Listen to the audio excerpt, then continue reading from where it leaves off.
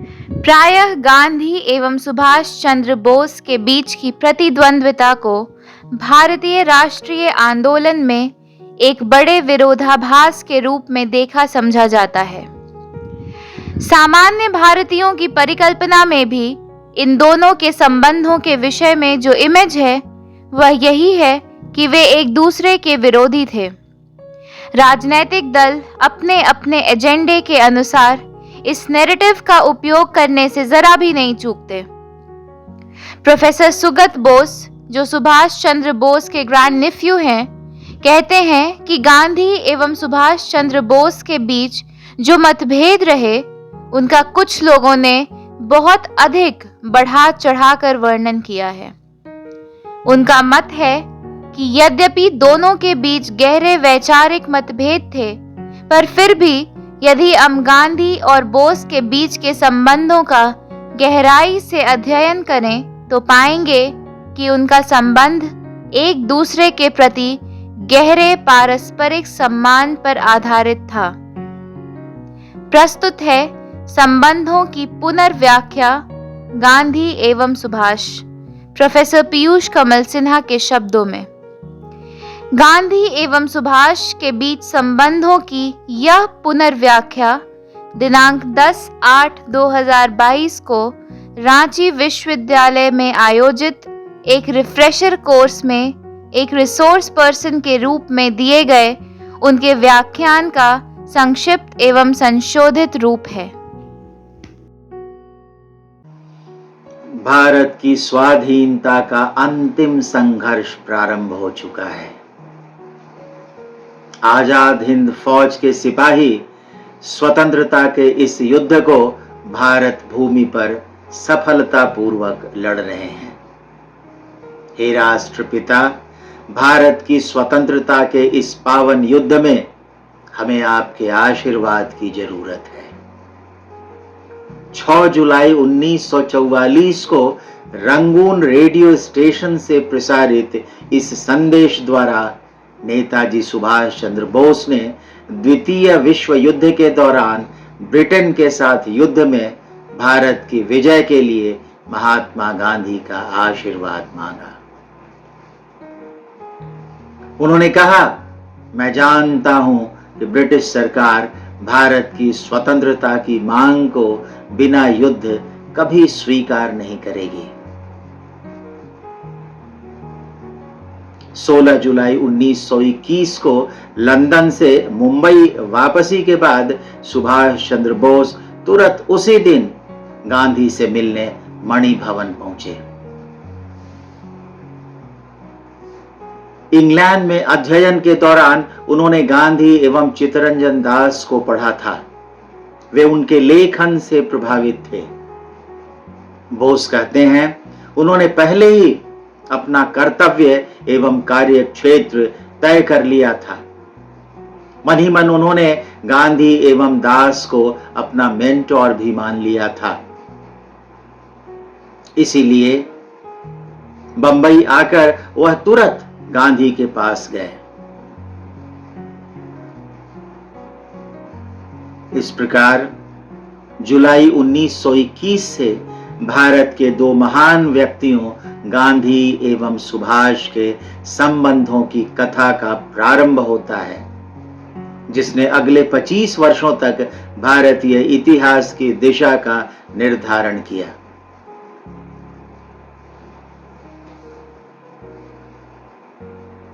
सुभाष चंद्र बोस सितंबर 1919 में भारतीय सिविल सेवा की तैयारी हेतु इंग्लैंड गए थे।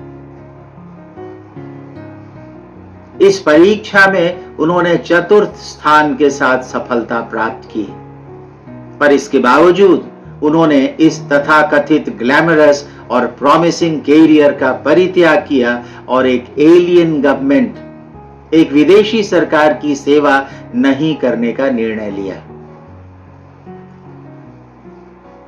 लियोनार्ड गॉर्डन की पुस्तक brothers against the Raj, a biography of Indian leaders Sarat and Subhas Chandra Bose से ज्ञात होता है कि उन्होंने सितंबर 1920 में अपने भाई शरत चंद्र बोस को एक पत्र में लिखा था, It is not possible to serve one's country in the best and fullest manner if one is chained on to civil service.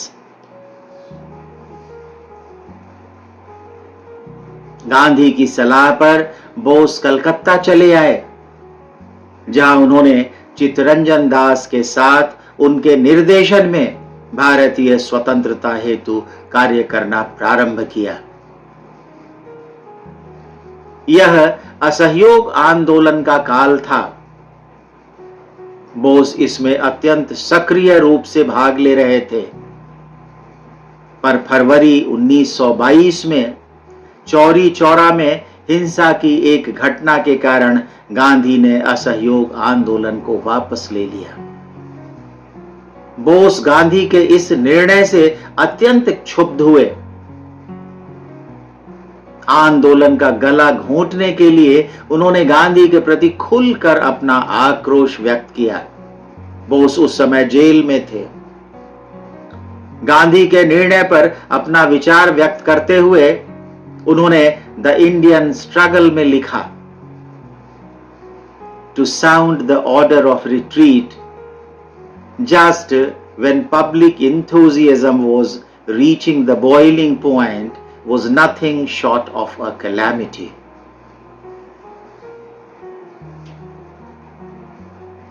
Gandhi और बोस की विचारधारा में जो मतभेद थे वे अत्यंत प्रारंभ में ही प्रकट हो गए थे। गांधी सत्याग्रह और अहिंसा में विश्वास करते थे, जबकि बोस अपने रैडिकल और मिलिटेंट मेथड्स के लिए जाने जाते थे।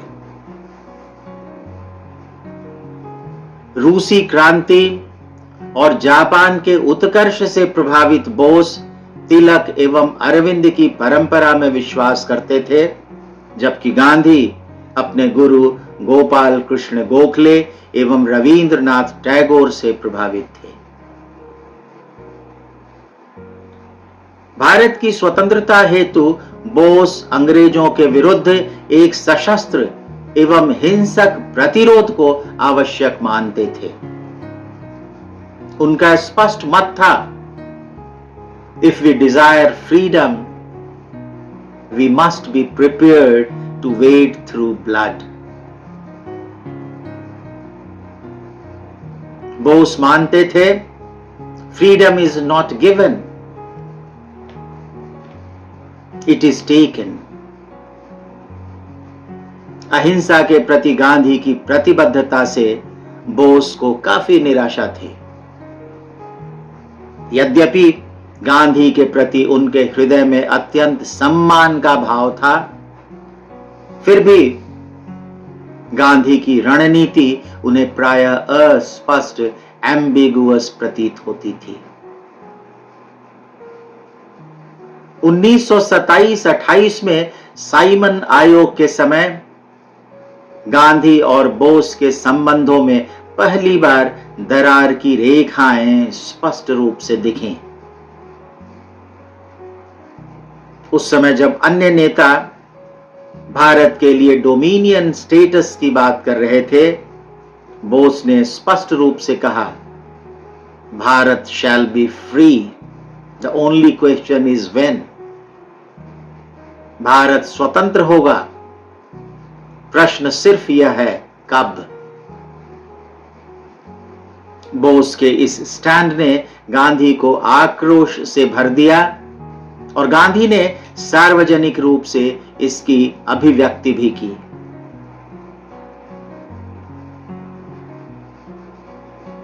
इसके बाद गांधी और बोस दोनों ने यद्यपि एक दूसरे का नाम नहीं लिया, पर एक दूसरे के मेथड्स, तरीकों आदि की जमकर आलोचना की। 1928 में आईएनसी के गुवाहाटी अधिवेशन में भी बोस पूर्ण स्वराज से कम कुछ भी मानने को तैयार नहीं थे, जबकि गांधी को ब्रिटिश साम्राज्य के अंतर्गत भारत के लिए डोमिनियन स्टेटस स्वीकार था। बोस रेडिकल तिलक से प्रभावित थे, जबकि गांधी पर मॉडरेट गोखले का प्रभाव था। यह इन 2 वर्षों में प्रमाणित हो गया। 1931 में ब्रिटिश प्रधानमंत्री मैकडोनाल्ड की अध्यक्षता में लंदन में आयोजित द्वितीय गोलमेज सम्मेलन में गांधी की भूमिका से बोस को काफी निराशा हुई। वह इस बात से दुखी थे कि गांधी ने सम्मेलन में भारत की स्वतंत्रता को महत्व न देकर अल्पसंख्यकों के अधिकारों की बात की। खिन्न और अवसादग्रस्त बोस यूरोपीय देशों की यात्रा पर निकल गए। इटली में उनकी भेंट मुसोलिनी से हुई। वह गैरिबाल्डी से प्रभावित हुए, जो अपने इस स्टेटमेंट के लिए ख्यात था, I offer neither pay nor quarters nor food, I offer only hunger, thirst, forced marches, battles and death. Let him who loves his country with his heart and not merely with his lips follow me.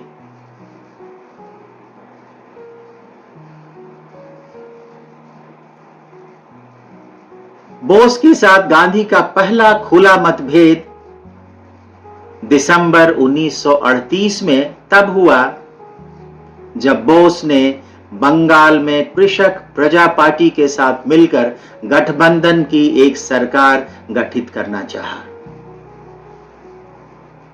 Gandhi ने इस पर कड़ी आपत्ति व्यक्त की। उन्होंने बोस को बंगाल मंत्रिमंडल में कांग्रेस को किसी भी कीमत पर सम्मिलित न किए जाने की सख्त हिदायत दी। सुभाष चंद्र बोस के लिए यह एक बहुत बड़ा शौक था। गांधी को अत्यंत रुखाई से दिए जवाब में उन्होंने लिखा, if you did not change your decision, I would have to carefully consider my position. यदि आपने अपना निर्णय नहीं बदला तो मुझे भी कांग्रेस प्रेसिडेंट के रूप में अपनी स्थिति पर पुनर्विचार करना होगा। 1939 के त्रिपुरी अधिवेशन ने गांधी एवं बोस के मध्य व्याप्त मतभेदों को और भी अधिक गहरा कर दिया। यह जानते हुए भी कि उनके पुनर्निर्वाचन का आईएनसी में सशक्त विरोध किया जाएगा, बोस ने कांग्रेस अध्यक्ष के रूप में चुनाव हेतु अपनी भागीदारी की घोषणा कर दी। गांधी ने नेहरू को उनके विरुद्ध खड़े होने की सलाह दी, पर नेहरू ने इसे अस्वीकार कर दिया और मौलाना आजाद का नाम सुझाया। पर मौलाना आजाद भी सुभाष बोस के विरुद्ध चुनाव लड़ने हेतु तैयार नहीं हुए। तब पट्टाभी सीतारमैया बोस के विरुद्ध खड़े हुए। सीतारमैया को पराजय का सामना करना पड़ा। बोस विजयी हुए, पर गांधी इसे स्वीकार नहीं कर सके। गांधी ने लिखा, I am glad of his victory, and since I was instrumental in Pattabhi Sitaramaiya not withdrawing his name after Maulana Azad Sahib did so, the defeat is more mine than his.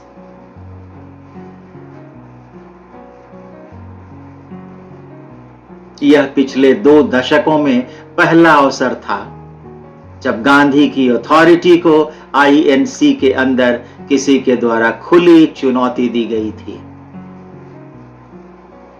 पर गांधी, पटेल, राजेंद्र प्रसाद सहित गांधी के अन्य समर्थकों के लगातार बढ़ते विरोध के बीच बोस ने अप्रैल 1939 में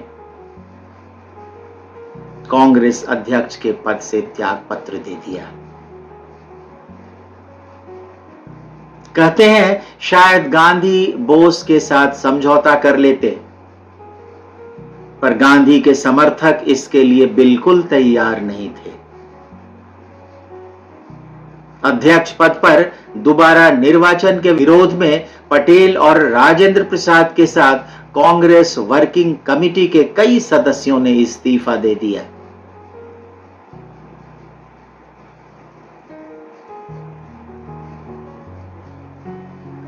बोस के लिए द्वितीय विश्व युद्ध भारत की स्वतंत्रता के लिए सशस्त्र विद्रोह प्रारंभ करने का एक सुनहरा अवसर था,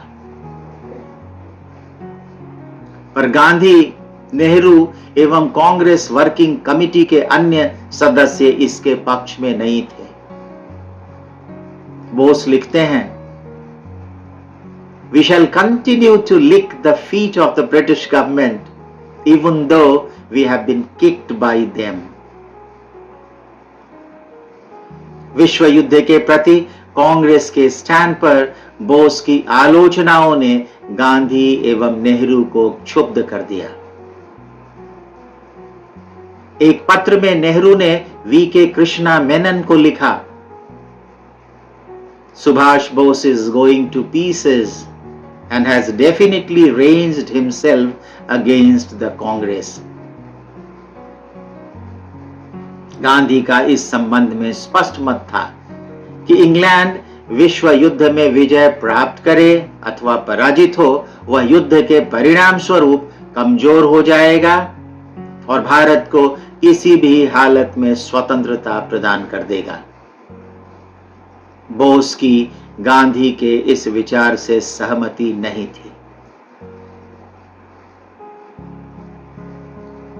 बोस पर द्वितीय विश्व युद्ध में हिटलर के साथ संधि एवं एक्सिस पावर्स के साथ सहयोग करने का आरोप लगाया गया। बोस का मत था कि ब्रिटेन नाजी नियंत्रण वाले यूरोपीय देशों की स्वतंत्रता के लिए युद्ध कर रहा था। वह भारत सहित अपने अन्य उपनिवेशों को स्वतंत्रता प्रदान नहीं करेगा। यही कारण था कि उन्होंने भारत की स्वतंत्रता को ध्यान में रखकर जर्मनी एवं जापान का सहयोग मांगा। 1937 ईस्वी में बोस ने एक लेख प्रकाशित किया जिसमें उन्होंने सुदूर पूर्व में जापानी साम्राज्यवाद की आलोचना करते हुए लिखा था, With all our admiration for Japan, where such admiration is due, our whole heart goes out to China in her hour of trial. Shishir Kumar Bose एवं सुगत बोस द्वारा संपादित the essential writings of Netaji Subhas Chandra Bose नामक पुस्तक में संकलित बोस के 1939 के पूर्व के पत्राचार से स्पष्ट होता है कि बोस नाजी जर्मनी में प्रजातिगत प्रथाओं एवं प्रजातांत्रिक संस्थाओं की समाप्ति के प्रति अपनी गहरी अस्वीकृति व्यक्त करते हैं।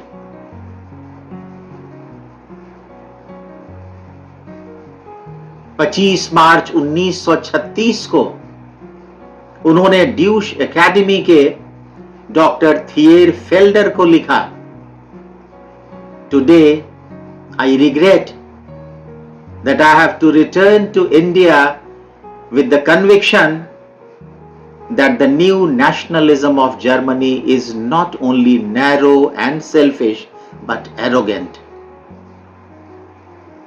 The recent speech of Hitler in Munich gives the essence of Nazi philosophy. The new racial philosophy, which has a very weak scientific foundation, stands for the glorification of the white races to rule over the rest of the world. But the historical fact is that up till now the Asiatics have dominated Europe more than have the Europeans dominated Asia. इस प्रकार यह कहना कि बोस साम्राज्यवादी थे अथवा वे नाजीवाद में विश्वास करते थे, किसी भी दृष्टि से उचित नहीं है। जापान के साथ भी बोस की मित्रता पर प्रश्न खड़ा किया गया है। शतद्रु सेन का मत है कि जापानी मदद से भारत की स्वतंत्रता की प्राप्ति कतई संभव नहीं थी। वह कहते हैं कि यदि जापान की मदद से भारत स्वतंत्र भी हो जाता तो वह जापान की मात्र एक कठपुतली बनकर रह जाता और उसका भी वही हाल होता जो मुई मंचूरिया के अंतिम चीनी सम्राट का हुआ था।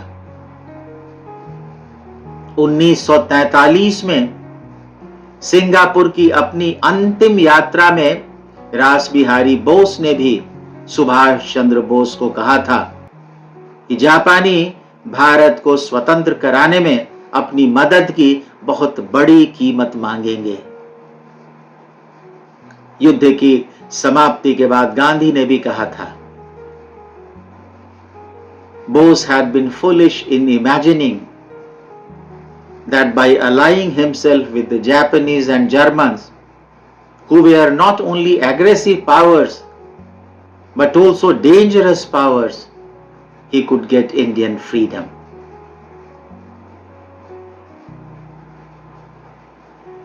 वस्तुतः विश्व युद्ध में भारत के स्टैंड पर गांधी और बोस के दृष्टिकोण में एक मौलिक अंतर था।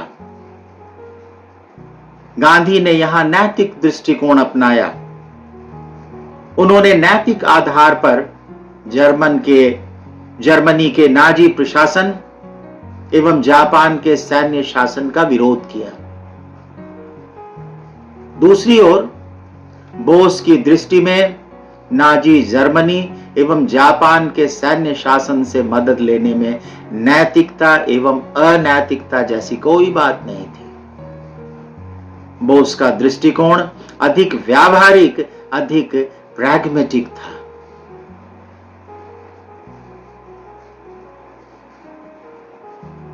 प्रायः गांधी एवं बोस के बीच की प्रतिद्वंद्विता को भारतीय राष्ट्रीय आंदोलन में एक बड़े विरोधाभास के रूप में देखा समझा जाता है।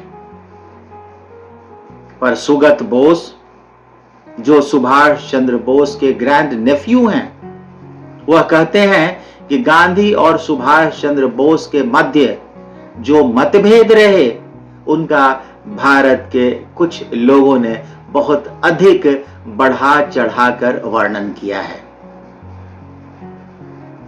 उनका मत है कि 1939 में उन दोनों के बीच जो फूट पड़ी वह अस्थायी थी।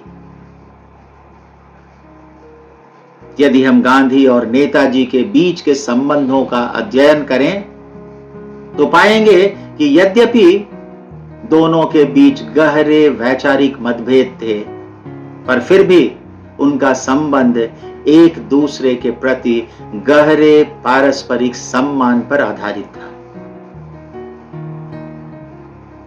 रुद्रांशु मुखर्जी ने अपनी पुस्तक Nehru and boss parallel lives में भी कुछ ऐसा ही मत व्यक्त किया है।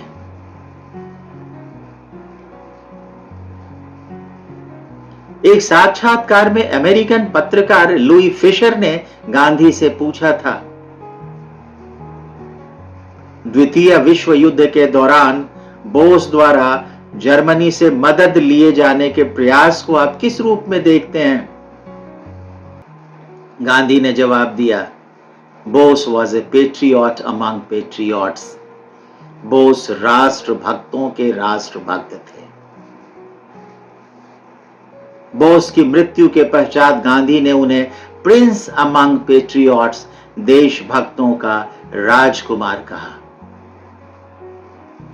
गांधी आजाद हिंद फौज में भारत के सभी प्रदेशों एवं धर्मों के लोगों, पुरुष एवं महिला दोनों के बीच स्थापित एकता को बोस की एक महान उपलब्धि मानते थे। उन्होंने बोस द्वारा भारतीय सैनिकों की लॉयल्टी, भारतीय सैनिकों की प्रतिबद्धता को ब्रिटिश सरकार के स्थान पर भारतीय स्वतंत्रता के प्रति सफलतापूर्वक बदल दिए जाने को बोस की एक बहुत बड़ी देन माना। बोस भी गांधी के प्रशंसक थे। यदि गांधी उन्हें अपने पुत्र के समान मानते थे, जैसा कि गांधी ने हरिजन में लिखा, बोस मेरे पुत्र के समान थे, तो बोस भी गांधी को अन्य की तरह बापू कहकर संबोधित करते थे। बोस ने 1930 में गांधी की दांडी यात्रा की मुक्त कंठ से प्रशंसा की। उन्होंने दांडी यात्रा की तुलना पेरिस में नेपोलियन के मार्च से की। उन्होंने कहा कि नेपोलियन के मार्च की तरह गांधी का दांडी मार्च इतिहास की दिशा को बदल देगा।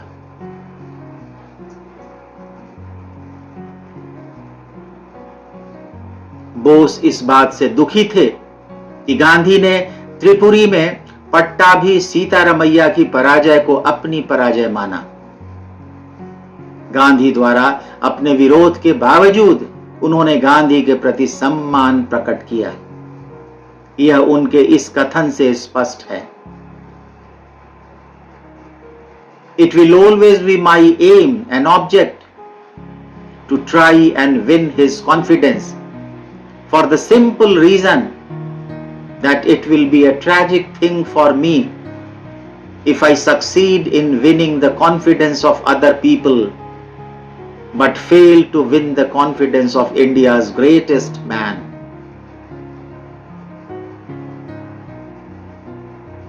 अक्टूबर 1943 में बैंकॉक में आजाद हिंद रेडियो से प्रसारित अपने संदेश में उन्होंने गांधी को फादर ऑफ द नेशन, राष्ट्रपिता के रूप में संबोधित किया। उन्होंने कहा, the service that Mahatma Gandhi has rendered to India and to the cause of India's freedom is so unique and unparalleled that his name will be written in letters of gold in our national history for all time.